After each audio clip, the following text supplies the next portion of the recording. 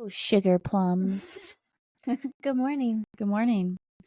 Welcome back. Did we record last week?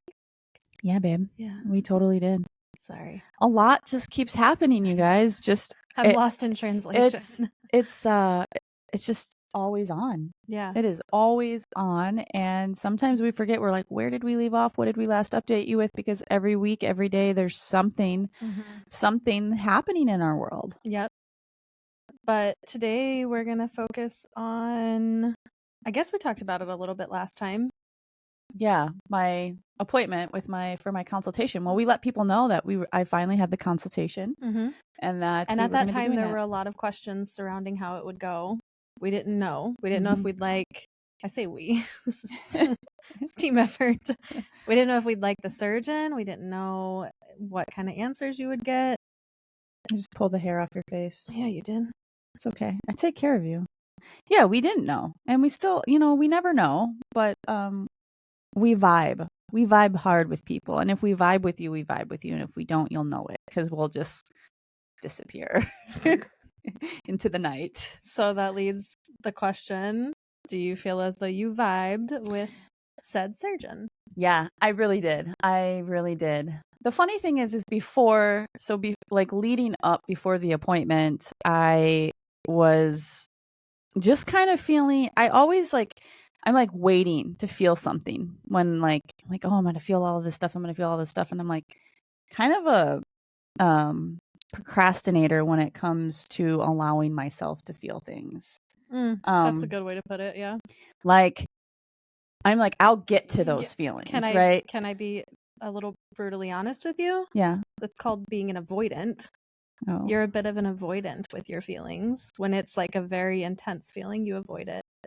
I don't know if I'm like truly like, oh, I'm avoiding this, or if it's just that there are so many things going on in our life, in my life, in our world, everyday routines that Easy to stay distracted. It is easy for me to put the things that mean maybe the most to me or that I need to focus on, just like anything, whether it's like, say it's a hobby or art or something that you're really into, it gets put to the back burner and you're like, oh, I need to find more time for, my fitness. I need to find more time for my creativity. I need to find more time for my feelings, and I need to write and I need to do this. I don't think in the last year or so, I don't even think I've truly like had time to like feel anything enough to even write music or poetry. Like, it's harder for me to open up to myself because there's so many things going on. And honestly, the two places that will hit me the hardest and force me into it is a car ride by myself or in the shower. Those are the two times where my mental state is like, it's time. It's time to dig deeper and feel this for a second. The thing that sucks is I only have a 3-minute drive to work. But you were able to let out some of your feelings and emotions in the shower before your consultation. It was so strange to me though, because I was literally fine. I was filming some content, thoughts and feelings as I was getting ready for the day of the consultation, because I want to share this journey. And I've said that a few times, like I want to make sure I'm documenting every thought and feeling because I don't want to forget. And I want to be able to possibly have some good content to share back with people that are interested in following along. I was fine all the way up into the moment I stepped foot in the shower. The second I stepped in the shower and I was like, stood still for 1 second, and I just started sobbing. I was not expecting that. Like, that was like, I just wasn't expecting that. It was just like an ugly cry. And it wasn't even a long, drawn out, ugly cry. It was like a cleanse. It was like the amount of time you wash your face. It was like that kind of ugly cry. And I washed it away and it just went down the drain. But you did tell me in that moment it wasn't like a sad cry either. No, I think it was just a rush of emotion and feeling, and like it just like came out. Yeah. I had no control over it. And then after that, it was like I was teetering between like something could have, like I would tear up. Like I was like, I don't think I can hold this back anymore. I'm going to cry. And I was a little bit afraid that I was going to cry in the appointment. And I didn't want the surgeon to think that I wasn't prepared or ready or mentally capable. And Mm-hmm. so, like, in the back of my head, I was like, you got to be strong. You can't, like, have any feelings or emotion, which is silly now. Looking back, it's like so silly. Because she's probably seen so many people cry. That's a Oh, for sure. big moment for a lot of people. For sure. But I was just there, like, to ask questions and get to know her and see if we vibed and all of the things. And so, yeah, I think going into it, I didn't have a lot of, like, baked questions where I was like, I have all of this. It was like right on the drive, we started kind of We talking watched a about. bunch of videos. I had been saving them, right? I had been saving a collection of videos that other people who have shared their journeys that have given really valuable advice on things to ask, things to not do, things to make it better, things to improve the healing or the scarring or all different types of things. So I had all these saved. We watched them or listened to them and formed up questions based off of that. And it helped. It helped a lot. It did. And I keep thanking everybody that has had the courage and bravery to share their journey like this, because it's helping me. Because I don't, it's not something that's talked about very often to where you know exactly how to go into it. You have Yeah. to have a certain mindset. It goes back to the visibility thing. It allows you to have the visibility that you didn't have before, and for Yeah. them too as well. Yeah. Yeah, I was a little surprised at how nervous you were leading up to it.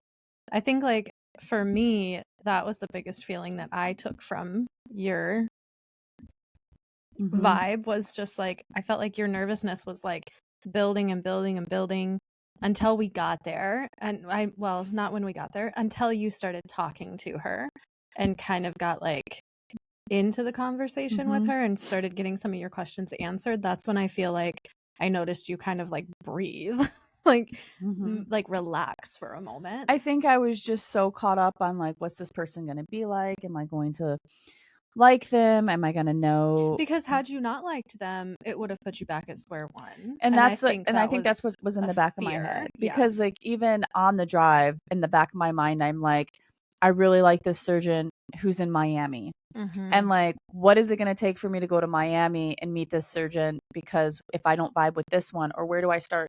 We even talked about it. Like, what are the odds that we just go out to Miami and schedule something with this surgeon? And I know, like, other people have shared, like, that they had several consultations with different surgeons before they landed on one. And so, like, in the back of my head, I'm like, am I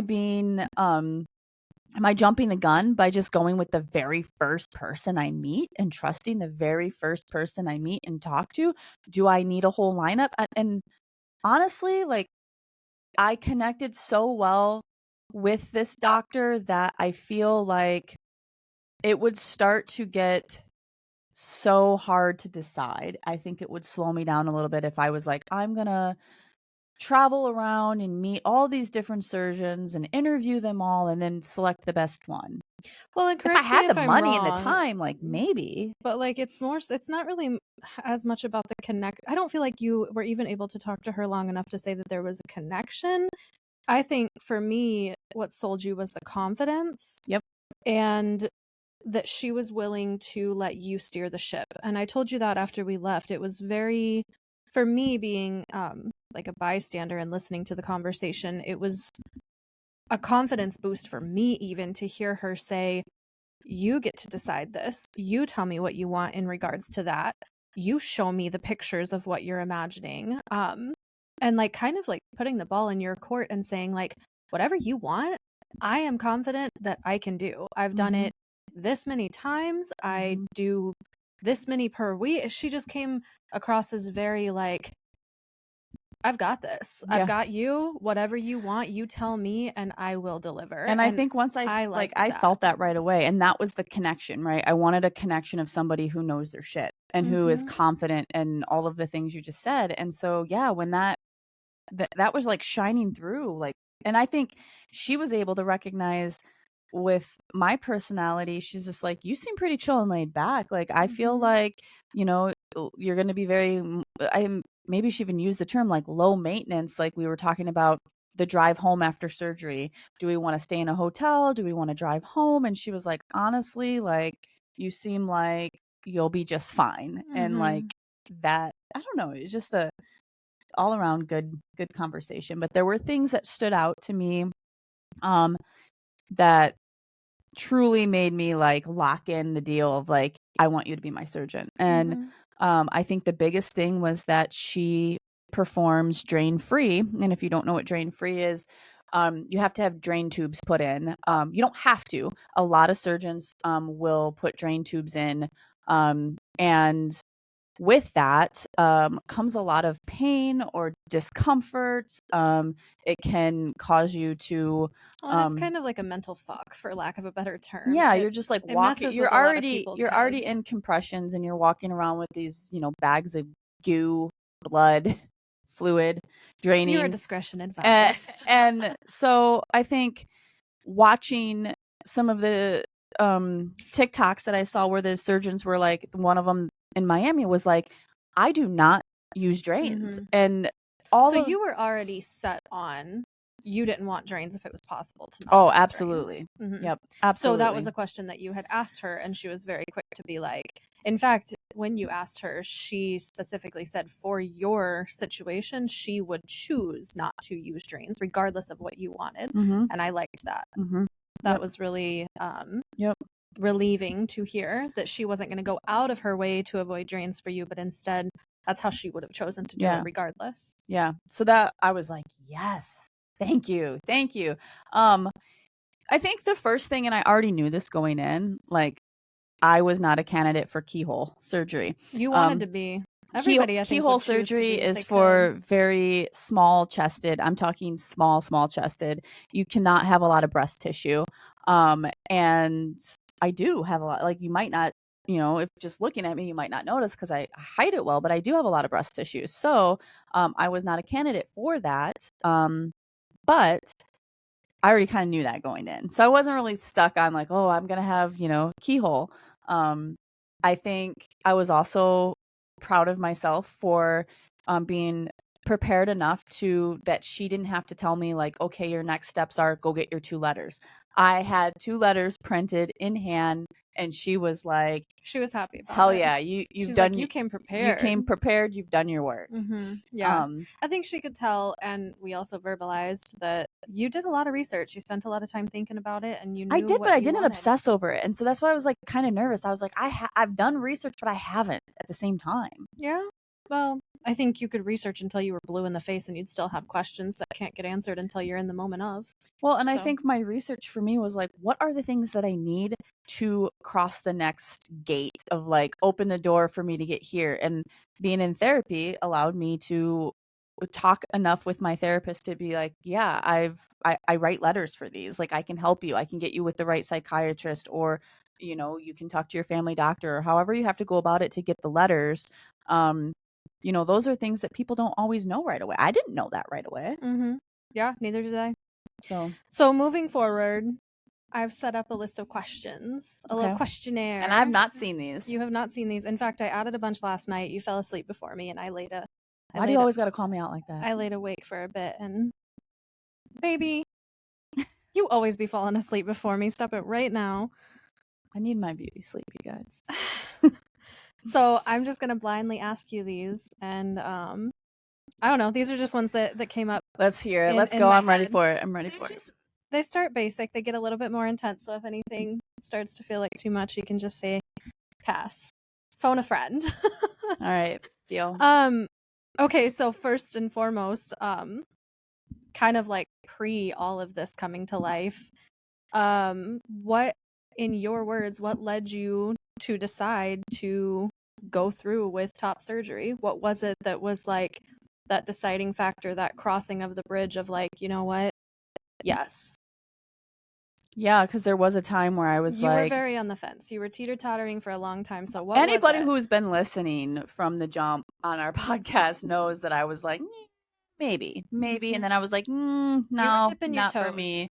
I think, honestly, it just comes with growth of learning to love myself more and accept myself more. And I think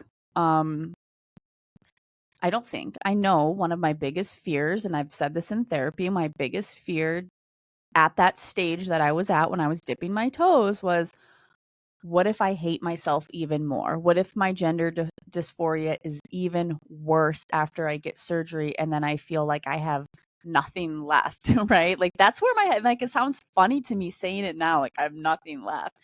And then I don't think it sounds funny. I think it sounds realistic. I think it sounds vulnerable. I think that probably goes through a lot of people's heads in all kinds of surgeries, not just top surgery, but all regards. yeah, Everybody's going to question the what ifs if, like, you know? yeah. I mean, even people who get like Botox and stuff, and it's like, what if it goes wrong? And you like, it doesn't make you look younger. Yo, the And first time I ever got Botox, I had a wonky eyebrow for like 3 solid months.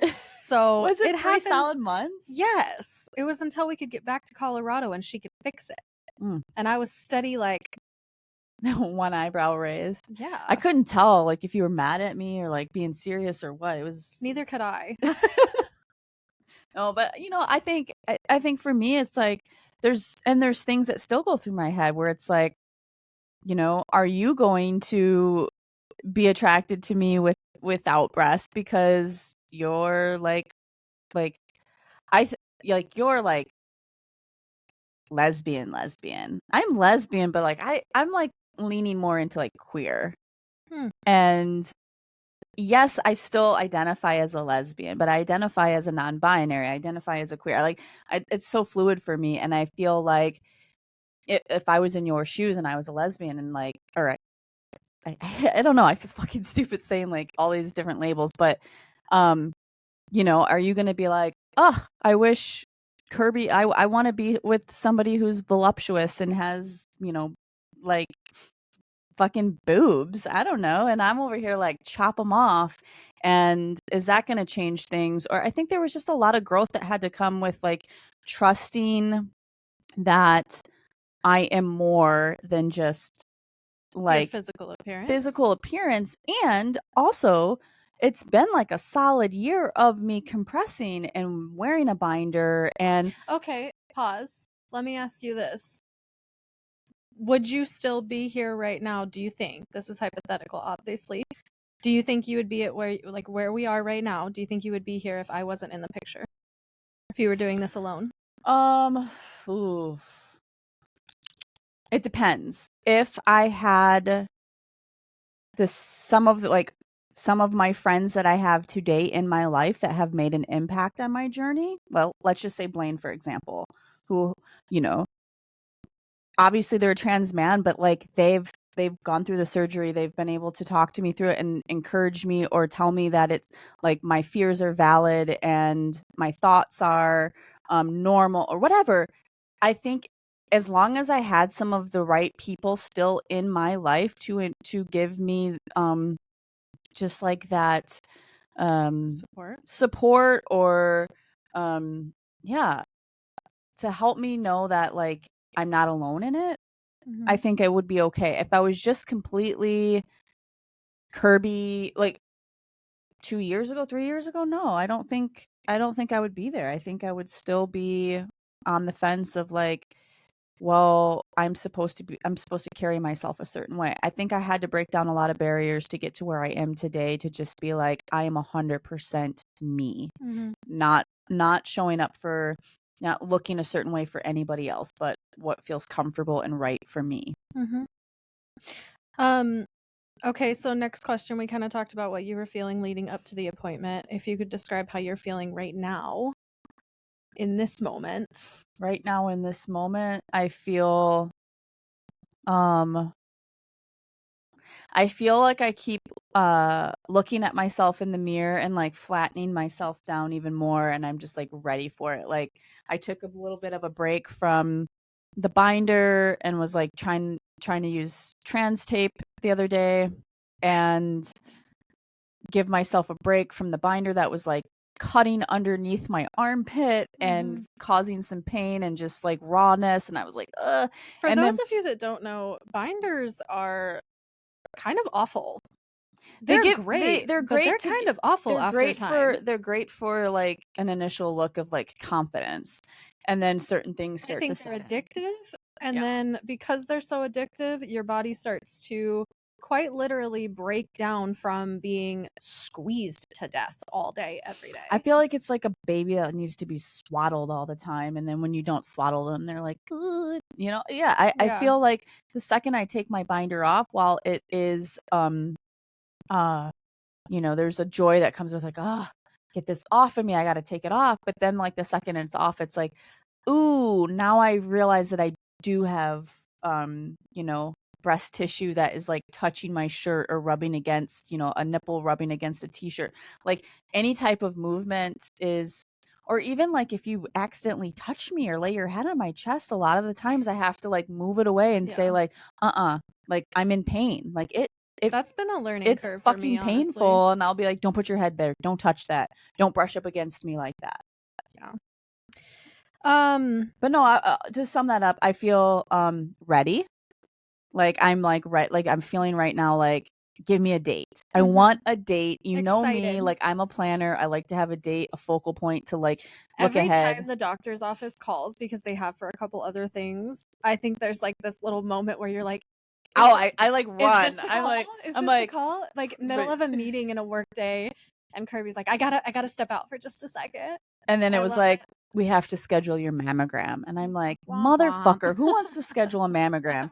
And I felt like I didn't have to have that again because I had it in 2000 and 23. 23. And but It's you protocol. do, it's protocol. You have to have another mammogram before they go in there and do any surgery, just in case, right? Safety. A safety measure of like, make sure you're good, and so that way you're not having complications or multiple surgeries. Mm-hmm. Yeah, I think it's good.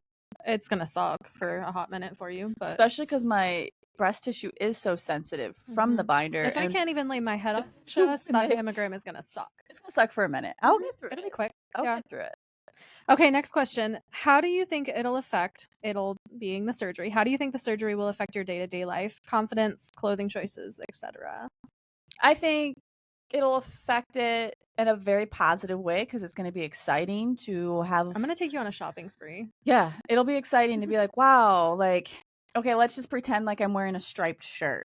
And when you wear a striped shirt and you have like Boobs. breasts, right? Like it's like lumped out, right? And it's not straight crossed. Like I'm looking forward to having that flat chest and like, yeah, that's going to feel good. So let me ask you this, when it comes to post healing and all of that, how fast do you think you're going to be confident enough to just like Take my- topless on the beach? Well, I feel like that's I've a gone big topless step. on the. I've been known to go topless on the Oh, beach. stop it. Regardless, we got men out there with bigger titties than me. Okay, so I have been known to show up. However, if it's just us at a beach, confident, no worries at all. I am terrified to take my shirt off in front of the kids. And that's something that I've been even talking on the side with Blaine a little bit about, of just like their thoughts and feelings about the first time they took, you know, because they've dated people with kids before. And so it's like I have like your kids in the back of my head. For some reason, my kids, I'm like, they're not, like, it's not a bit like, I don't know, it's not a big deal. But like the fact that you have a 14-year-old right now that is very confident in his appearance now that he's lost some weight and he's working out and he's walking around shirtless. Am I gonna like be walking around also shirtless with this, like feeling this similar to your 14-year-old who last year he wouldn't take his hoodie off? Yeah. It could be 90 degrees and this kid would still be wearing a hoodie and hiding his body. And now he's confident and he's feeling great about himself. So he's walking around in front of whomever without a shirt. Now, what happens when I start doing that?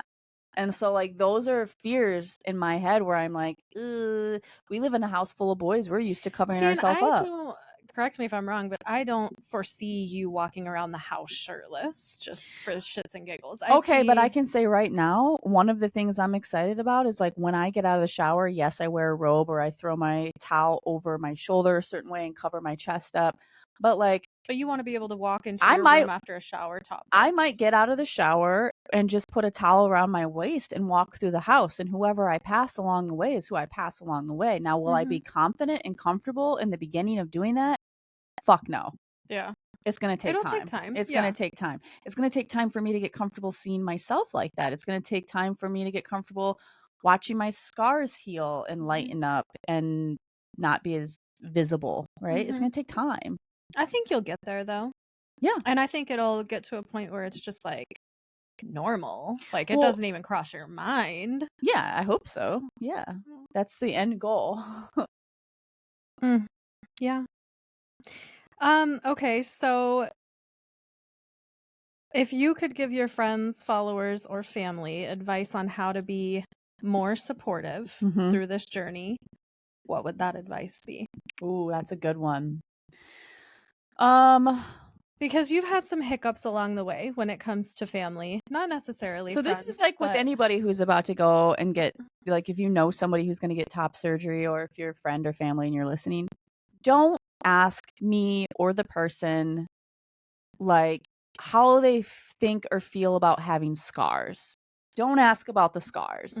Don't focus on the scars. Like that is so and like it just, for me, it pisses me off. It pisses me off because I'm like, they're fucking scars. You can have scars from lots of things, and like, why are we talking about my scars? So don't start off with saying like, you're gonna have scars. I do feel like that's a very common first question that people are like, oh, but what about the scars? And it's like, oh, what about them? Yeah. I have scars that I didn't ask for. People have scars from I have stretch mark scars. cesarean section, like C scar. Yeah, like don't focus on the scars. Yeah. And is there anything else that you what else? I would say to focus on boosting the confidence within the person and say like, I am so, like, something my mom said to me recently was really like, I really appreciated it, where she was like, cuz a year ago when I told my mom that I was thinking about top surgery, her reaction was not great. It was like, I would be really sad and I hope you don't do that. That was basically kind of what she came back with. Now today, she's had a lot of growth. We've all had a lot of growth. And today she's like, wow, it seems like you've really done your research. It seems like you have a great support group. I'm excited for you. And then, she was like, let me know if you would like me to be around to help afterwards, to care for you. And that meant a lot to me. That meant that's somebody just saying like, I love you no matter what. I'm here for you no matter what. And it sounds like you're doing all of the right things. Give the person that confidence and reassurance to say like, you're doing a great job. Don't get them in a place, it's already vulnerable to talk about and uncomfortable sometimes for people to like understand it truly if you're not personally going through it. So don't focus on things that's going to make somebody question themselves. And that's why I think I hate the whole like, oh, the scar or the pain, or what if you don't like all of the what ifs. It's like, you don't think I already thought about all of that to get to where I am today, to be like, yes, I want this. I'm ready for it. Like those were thoughts in the beginning when it was more surface, right? You have to get past that outer shell. And I always go back to like thinking about my dad in all of this, because he had the whole entire left side of his face removed. And, I think it was a conversation I had with Blaine recently, and he was talking about how crazy it was when the surgeon came in and you take the black marker and you kind of mark all of the areas on the person's skin that you're going to be removing. Okay. And they were like, it was so wild, just to see like just the marks. And I was like, flashback to sitting in the room with my dad watching his surgeon take a marker and write all over his face and mark all over his entire face of like, this is what we're going to cut off. And I think so many people get attached and held up on your outer shell and your appearance that you're going to hold on to forever. And that's not always the case. Not everybody's always that lucky. And you have to dig deeper and move past like your outer shell is what I'm trying to say. And so like, don't focus on all of the, you know, the amount of people that are actually going to see me with my shirt off are probably very slim. The people listening, you probably won't see me with my shirt off unless I decide to share that in a video and then you come across it. Otherwise, you're not going to see it. So like, it doesn't affect you, and just give me the support and love that I deserve as your friend or family member, or, you know, I don't know. Yeah. No, I think it's good. Okay, so as your significant other, or as anyone's significant other who might be in your position, what would your advice be when it comes to how we can be the most supportive? If there's anything I could do to be more supportive, if there's anything I've done that has stood out, if there's anybody listening who's like, I know somebody going through it, how can I, as their significant other, be the best partner to that person in that moment? Yeah, I think for me, Because I do think it's different. Yeah, I think it's very different being a significant other to someone versus family, friend, follower, acquaintance. It's very, very different. I think for us, like watching you kind of, we have the shared notes back and forth where you've put in maybe it's like a certain pillow that's going to help after surgery, or thinking through, do we want to drive home right after surgery, or do we want to stay in a hotel and kind of lock ourselves away for the first day and not have any interruptions, or kind of mapping it out of, you're thinking about like logistics of how to make me the most comfortable during that time, and you're also protective of my of the whole process if people have something to say, like, you know what I mean? You're making sure like I'm getting not just like physical but mental care. And you're such an amazing caretaker as a mother, and so like without a doubt, like I'm just like, I know I'm in good hands.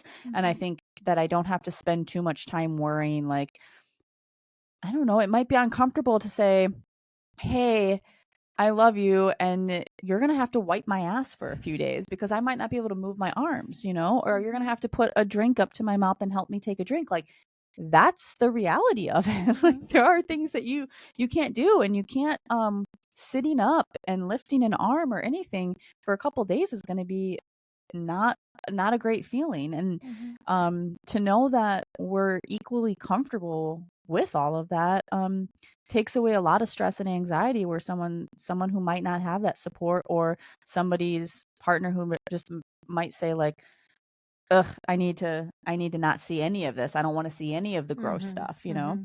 I've been with, you know, people in the past that are just like, never like a woman, but like my first my older boy's dad, like he was not capable of like giving any type of moral support in a surgery, or like, I'm thinking like of childbirth, and he's just like, he didn't want to be in the room, he pulled his hat down, he didn't want to see anything, he didn't want to know about any, like he just didn't want, he was like, call me when it's done and over with, I'll be smoking a cigar kind of guy, you know, at the bar. Cool. You know, that's what he truly wanted. He literally asked me, can I be at the bar and you call me when it's over with and I'll show up.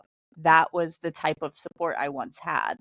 So I think, yeah, I think it speaks volumes that most of like therapists, doctors, surgeons, they always make sure that you have a support person, even on like the paperwork that you filled out for your consult. That was one of the questions listed, is like, who is your support person and what is their contact info? And whether that's a partner, significant other or not, I think it is very important to have someone that you do feel that comfortability with, because it can get pretty gnarly. So you need to have like not only comfortability, but like trust in that person that like, you're going to take care of me.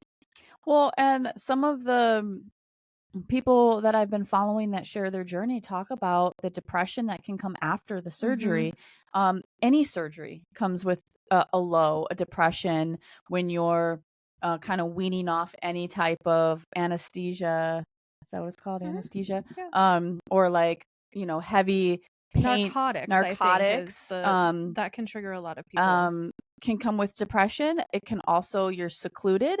And I'm a very sociable person, and I thrive on being social and being out in the sun and all of the things. And like if I'm recovering and I'm down and out, like just that can bring on some sadness. And I think that you have to remember, just as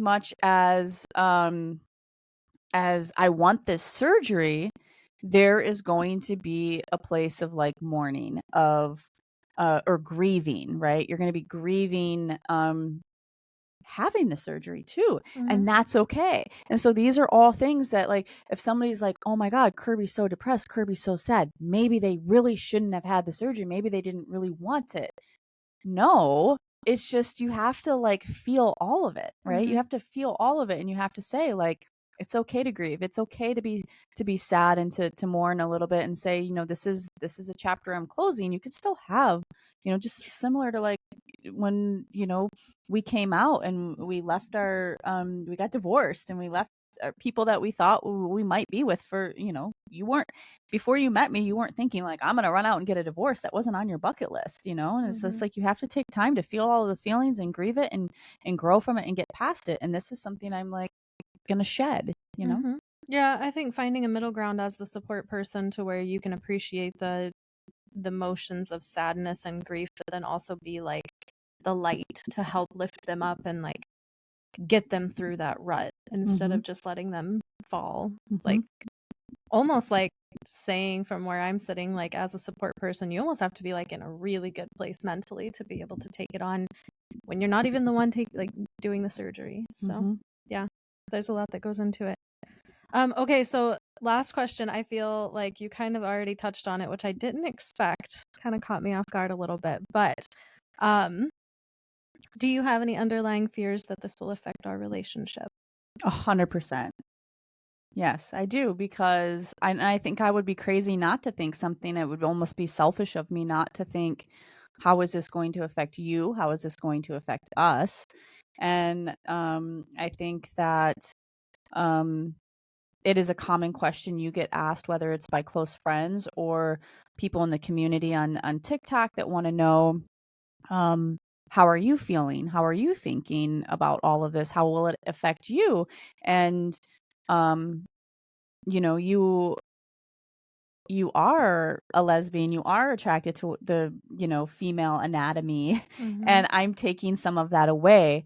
So, yes, 100% there's a little, voice in my head that's like, "Oh my god, if I do this while Ember's very supportive and loving and caring and all of the things that I need, what if after it's all said and done and you get me to this finish line, if you're just like, yeah, I thought that I would be fine with this, but actually, like, I want to fucking motorboat some titties and you don't have that anymore. And so it's a deal breaker for me." That I would, yeah. It crosses my mind. Do I think it will like break us? I think we're stronger than that. I think we are not extremely focused on just a physical appearance with each other. I think while we're both attracted to each other, I don't see, me having boobs, breast, whatever you want to call them. I like to call them chests. Like my chest, I don't feel like that like drives our uh intimacy Mm-hmm. behind closed doors. I don't think like my chest is driving anything. I think they're there, but they're not a focal point for us or for you. And so and because I'm not like super into having my chest like touched or sucked on or something, you know what I mean? Like it's not like a thing. It's not like, "Oh, we're going to miss this." I don't know. Mm-hmm. Yeah, no, I agree. I think over the last 6 months or so, you have been so standoffish when it comes to your chest that, like, I mean, yes, you're taking something away, but like, it's not like it's not like I mess with them or anything very often. So I don't know. Mentally, I've kind of gotten to a place where like I almost just disregard them, as like weird as that may sound. Like I intentionally tell myself like just disregard them, like almost like in preparation for Do that to you be do reality. you feel like you're nervous about it? Nervous about the surgery itself? No. No, I don't think that whether you have breasts or not will affect me. I think the biggest underlying fear as like the partner of someone getting top surgery from where I'm sitting is like, then what? Like, is that going to be enough? Is that because, you know, there was one point in time where top surgery wasn't on your list and now it is, and that's fine, but then right now HRT isn't on your list, and then who's to say in the future that like the top surgery wouldn't be enough and now you have hit that finish line and then it's like, well, now I need more. Now I need to feel more like, you know. And I watch, and I don't see you doing that as your significant other having those hard conversations with you. Like I haven't gotten the vibe that that will happen. However, I've watched a lot of other creators. They work very hand in hand. Not that they have to by any means, but that's just kind of how it goes. So I think that's my biggest fear as your person, is just at what point is that going to be enough? Is that going to be the point where you are fully happy and you're like, fuck yeah, I am my truest self? Or is it going to be like, well, I'm still not there yet, so now I need X, Y, or Z, and I am a lesbian. And so that part of it does scare me a little bit. The surgery itself, though, no, it doesn't scare me. I'm actually kind of excited to see like what it all turns out to be. I'm super confident in myself to be able to be that caretaker and support system for you. I think that I'm even excited about, you know, months down the road post-op, where it's like, where are your scars at? How have we been able to maintain and keep up with them, and like to like watch firsthand just like the healing process. And I don't know, there's parts of it that excite me as your person, but there's definitely some fears for sure. Yeah, and I think that's all valid. I think me having fears and you having fears, I think is all valid. I think for me, one thing that kind of grounds that fear is that the majority of people that I have followed their journey in the past, when getting top surgery, because it was something that was recommended in the medical field to have HRT, is the majority of the people you see having top surgery is followed by being on, you know, hormone therapy, right? And having T and kind of having that full medical transition. And it wasn't until I started seeing creators who were saying, I still identify as a woman, but I don't want to have breast, and I want the top surgery to be, whether they identify as non-binary or they still identify as a female.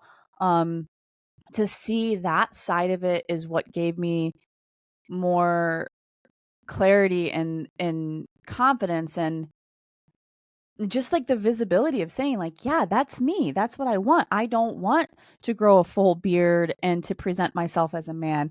And even talking through with the surgeon, and, you know, in some cases when you're getting surgery, they leave a little extra tissue in your chest so you can have that more masculine, those pecs, right? You can have the masculine chest. And my fear was like, oh, I want a little bit of that, but I don't at the same time, because I don't want my chest to cave in and be like a flat, like hollow 12-year-old like kid that hasn't formed yet, right? But like at the same time, like I don't want to look like I'm trying super hard to be a man either. So I'm like in this like middle ground of like, what's the safe way? But having more people share their journey, their story of, hey, this just wasn't for me. I wanted to get the top surgery, but I don't want to medically transition to a man. I think seeing more of that and understanding that, like, no, like if, you know, no, like, yes, I'm masculine, but like my end